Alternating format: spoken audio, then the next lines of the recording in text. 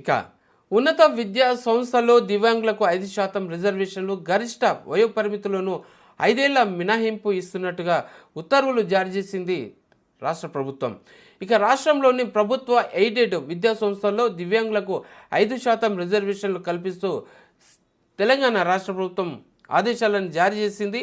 ఆ విద్యా సంస్థలో ఆయా వర్గాల ప్రవేశాలకు గరిష్ట వయోపరిమితులను 5 ఏళ్లు మినహాయింపు ఇచ్చింది. దివ్యాంగులకు తర్వాత వారి యొక్క హక్కుల చట్టంలోని నిబంధనల మేరకు ఉన్నత విద్యాశాఖ కార్యదర్శి యోగిత రాణా ఉత్తర్వులు జారీ చేశారు. దివ్యాంగులకు మొత్తం 5 కేటగిరీలుగా విభజించి ఒక్కో కేటగిరీకి వైకల్యానికి 1% రిజర్వేషన్ను కేటాయిస్తూ అమలు చేస్తున్నారు. సో అదొక మంచి శుభ పరిణామమే. గవర్నమెంట్ తీసుకోవడం, ప్రభుత్వం చాలా మంచి కార్యక్రమమే తీసుకుంది. ఉన్నత విద్యా సంస్థల్లో 5% రిజర్వేషన్లు కల్పించి వారికి అందరికీ చేయుతనిస్తూ ఇంకా వారిని ఇంకా ముందుకు చాలా సక్సెస్ఫుల్గా ముందుకు వెళ్ళడానికి ఒక ప్రోత్సాహకరమైనటువంటి రిజర్వేషన్ కల్పించింది. చాలా మంచిది.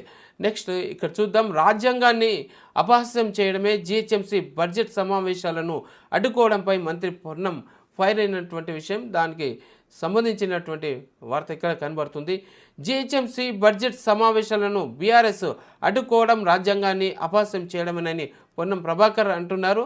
అయితే కాంగ్రెస్ ప్రభుత్వం అధికారంలోకి రావడంతో హైదరాబాద్ అభివృద్ధిలో పరుగులు పెడుతోందని, నగర బ్రాండ్ ఇమేజ్ను కాపాడుకునేందుకు సీఎం రేవంత్ రెడ్డి అనేక రకాలుగా కృషి చేస్తున్నారు, మంత్రులందరూ చిత్తశుద్ధితో పనిచేస్తున్నారని పొన్నం ప్రభాకర్ అంటున్నారు. ఇక అట్లాగే మేయర్ విజయలక్ష్మిపై అవిశ్వాసం పెట్టే హక్కు అందరికీ ఉంటుందని, కానీ ఆ విశ్వాసాన్ని ఎదుర్కొనే సత్తా తమకుందని చెప్పేసి పొన్నం ప్రభాకర్ అన్న మాటలు. సో బడ్జెట్ సమావేశాన్ని అడ్డుకోవడం అంటే అంత నగర అభివృద్ధికి అడ్డుపడినట్టేనని చెప్పేసి పొన్నం చెప్పినటువంటి విషయం.